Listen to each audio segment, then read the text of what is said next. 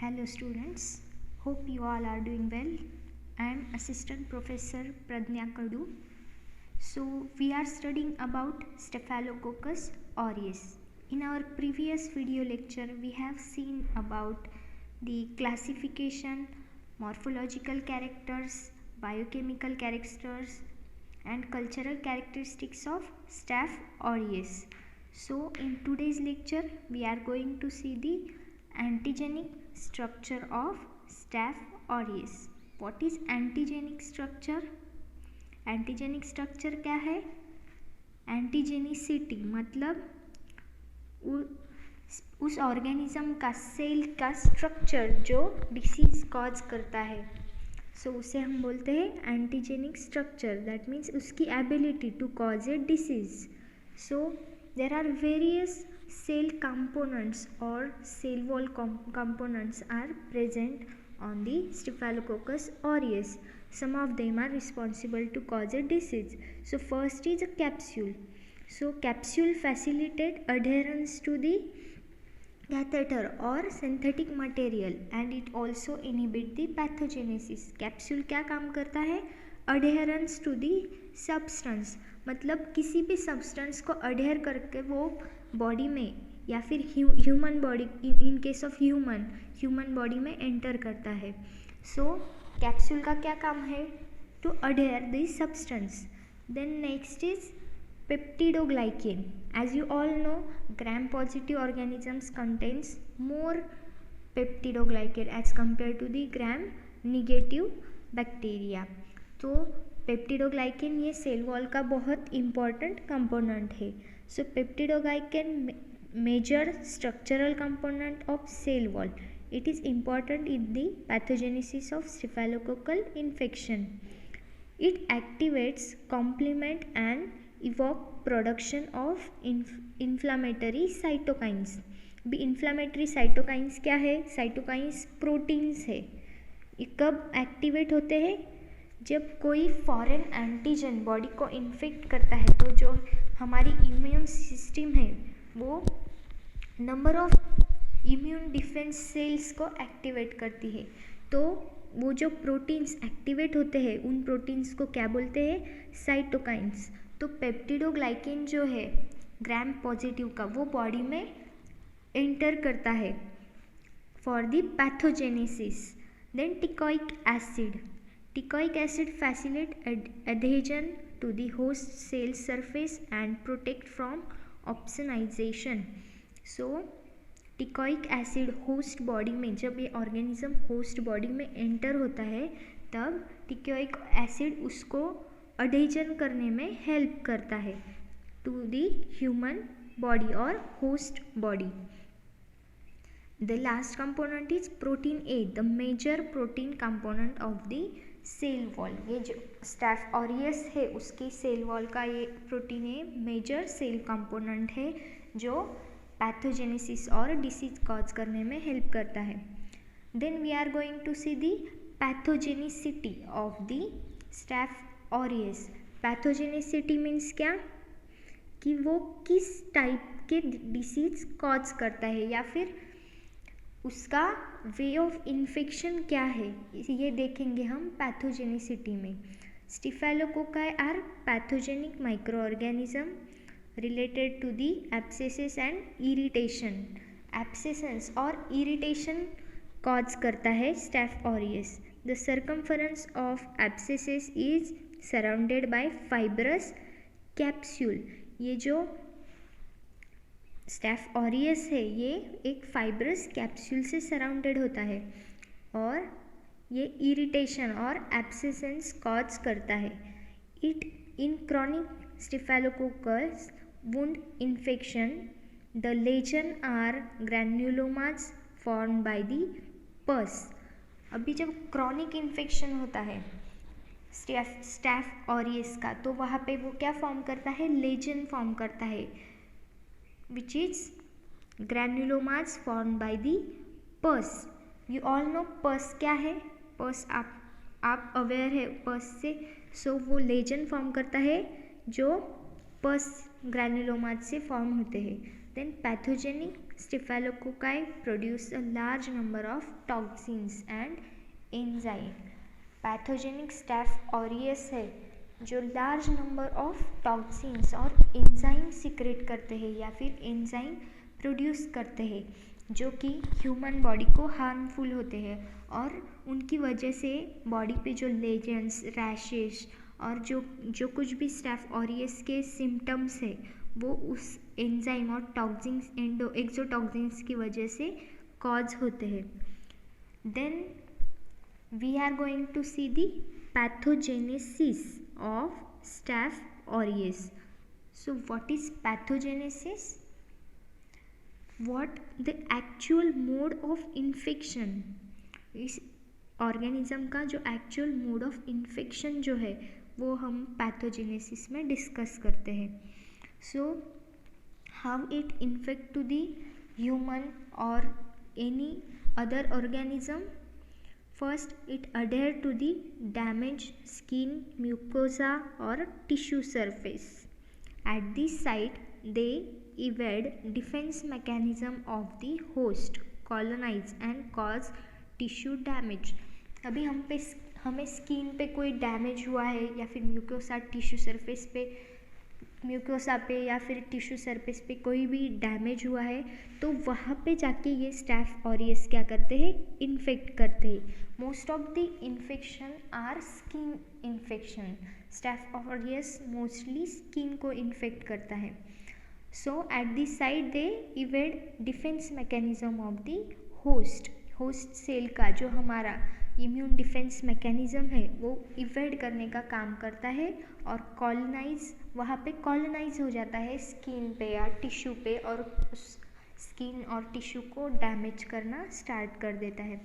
और then staph aureus produce disease by multiplying in tissue, liberating toxin, stimulating inflammation. So multiplying in tissue, जिस tissue पे या फिर skin पे जब वो इन्फेक्ट करता है तब वहाँ पे वो क्या करता है, मल्टीप्लाई करना स्टार्ट कर देता है. देन इट लिबरेट टॉक्सिन्स मतलब क्या, हार्मफुल सब्सटेंसेस वो लिबरेट करना स्टार्ट कर देता है होस्ट की बॉडी पे.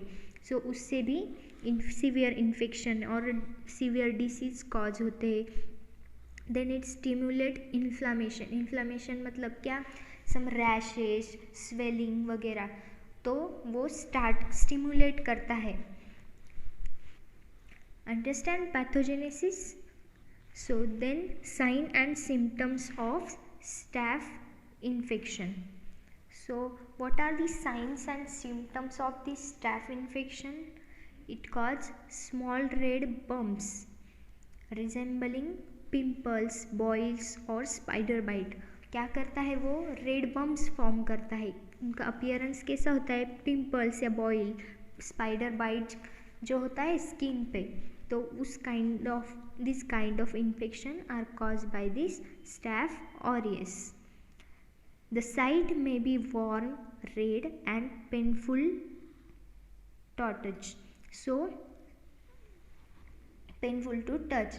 So क्या करता है वो, जब भी स्टैफ ऑरियस का इन्फेक्शन होता है तो जहाँ पे वो इन्फेक्टेड पार्ट है, जो इन्फेक्टेड स्किन एरिया है, जो पिंपल लाइक बम्प्स फॉर्म हुए हैं, तो वो कैसे अपीयर होते हैं, रेड और पेनफुल. पस it also contain pus.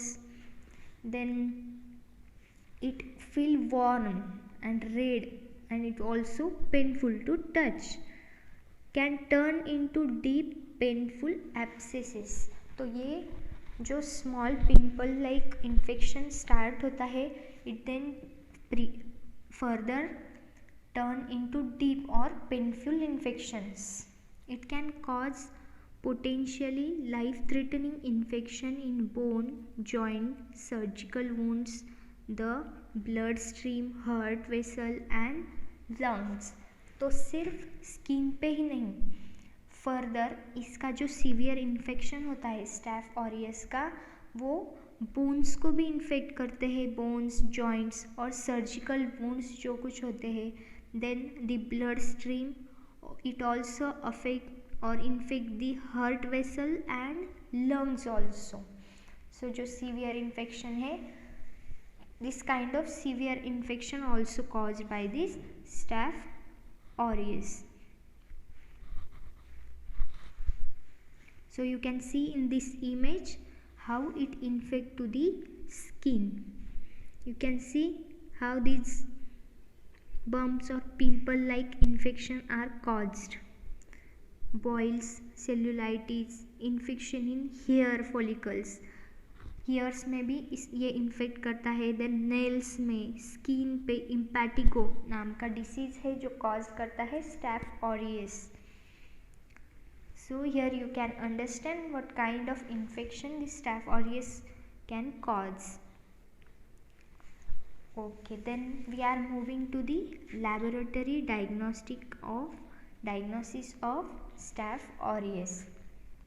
Lab diagnosis मतलब क्या कि हम उस इन्फेक्शन को कैसे आइडेंटिफाई कर सकते हैं, मतलब कि वो इन्फेक्शन एक्चुअल स्टैफ ऑरियस का इन्फेक्शन है या नहीं, उसके लैब डायग्नोटरी प्रैक्टिसेस क्या है वो हम देखने वाले हैं यहाँ पे. So first step of any lab diagnosis is specimen collection. तो what kind of specimen we can collect for diagnosis of Staph aureus? So we can take pus sample, urine sample, stool sample, blood sample or CSF, that is cerebrospinal fluid. So all these sample we can collect to identify or diagnose the Staph aureus infection. Then second step is its gram staining. So these sample are taken and perform its gram staining. So these Staph aureus are gram-positive cocci arranged in cluster form. From this we also conclude that this infection may be caused by the Staph aureus. Then cultural diagnosis. So we can use blood agar for the identification of Staph aureus. Then in last lecture I told you about the mannitol salt agar, which is also the selective media for identification of Staph aureus infection, where they show yellow color colony on mannitol salt agar. So this media also used for the diagnosis of Staph aureus. Then next is epidemiology of Staph aureus infection. अभी epidemiology क्या है कि उसका infection range क्या है, वो organism या फिर स्टैफ ऑरियस यूजुअली कहाँ पे प्रेजेंट होता है, किस ऑर्गेनिज्म को वो इन्फेक्ट करता है, उसका इन्फेक्शन रेट क्या है, उसका हैबिटेट क्या है, वो हम पढ़ेंगे एपिडेमियोलॉजी में. सो predominantly reservoir of Staph aureus organism is human being. ये predominantly human being जो है वो इसका रिजर्वायर है. यूजुअली वो ह्यूमन बॉडी में प्रेजेंट होता है. Approximately 50% to 35% of normal people harbour S aureus in near और pharynx at a given point longitudinal at a given point. जो नॉर्मल ह्यूमन बींग है, नॉर्मल पीपल है, वो हार्बर करते हैं एस ऑरियस को. Then patient with MRSA infection may have high prevalence of gastrointestinal colonization of or carriage. सो जो gastrointestinal infection होते हैं, जिन लोगों को, जो पेशेंट होते हैं गैस्ट्रोइंटेस्टिनल डिसीज़ वाले, तो उनके गैस्ट्रोइंटेस्टिनल ट्रैक में या फिर स्टमक में इसका कॉलोनाइजेशन होता है, किसका, स्टैफ ऑरियस का. Then organism usually the organism usually spread by direct person to person contact. तो ये स्किन इन्फेक्शन, सपोज कोई स्किन इन्फेक्टेड पर्सन है जिसको स्टैफ ऑरियस का इन्फेक्शन हुआ है, तो उस पर्सन के डायरेक्ट कांटेक्ट से भी इसका इन्फेक्शन हो सकता है अदर पर्सन को.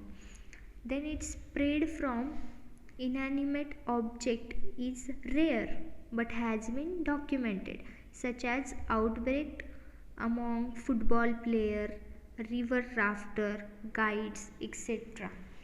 तो इसका जो इनएनिमेट ऑब्जेक्ट है मतलब किसी भी नॉन लिविंग थिंग्स के थ्रू इसका स्प्रेड जो है वो रेयर है, लेकिन फिर भी वो भी डॉक्यूमेंटेड है, मतलब वो भी देखा गया है in some cases. But it mostly infect और spread through the direct person to person contact. Then common denominator repeat trauma in defined area, मतलब किसी भी डिफाइंड एरिया में इसका रिपीट ट्रॉमा देखा गया है किसी भी डिफाइंड एरिया में. So understand the epidemiology of staph aureus. Okay, then we are moving to the prophylaxis of staph aureus infection. Prophylaxis मतलब क्या? प्रोफाइल एक्सिस में हम देखते हैं prevention, how to prevent the infection of staph aureus. Following are the steps to avoid the staph infection and prevent it from spreading. So क्या prevention हम ले सकते हैं to prevent the staph aureus infection? So in that, keep your hand clean by washing them thoroughly with soap and water or use an alcohol based hand sanitizer. तो first prevention क्या है? आप अपने हाथ क्लीन सोप से thoroughly wash करें water से या फिर अल्कोहल बेस्ड हैंड सैनिटाइज़र का यूज़ करें. Whenever you touch any other unknown things और other any places, then keep cut and scrap clean and covered with bandage until they heal. मतलब क्या?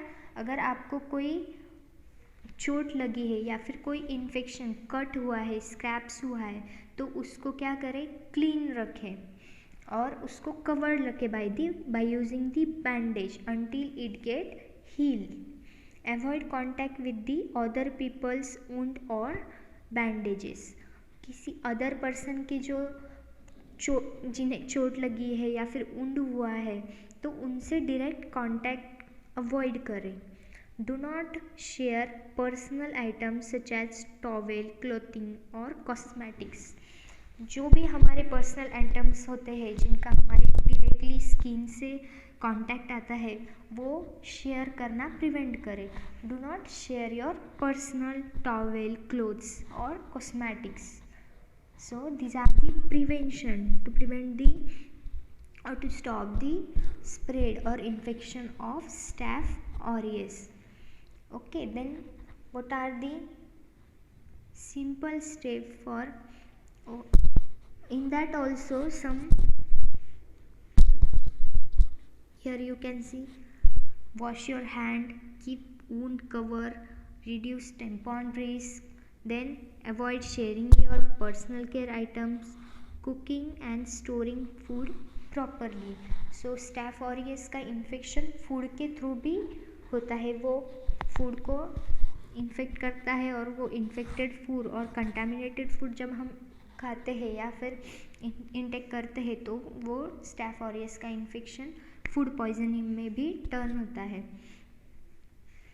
Then we are going to see the chemotherapy for the staph aureus infection. अभी chemotherapy क्या है?